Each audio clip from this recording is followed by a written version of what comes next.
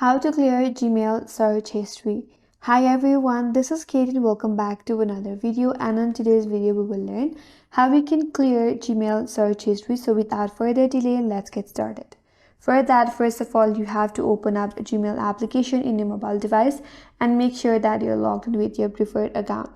So from this page, if you tap on your search bar, so these are all your search history. Now in order to clear them, you have to navigate to this chat page and tap on the three-line icon at the top left corner. From this menu bar, scroll all the way to the end and then tap on Settings.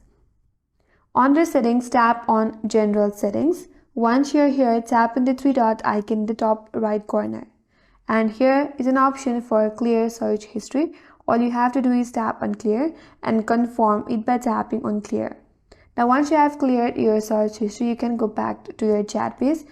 Refresh your page, and if you tap on the search bar, you will see that the search history has been cleared off.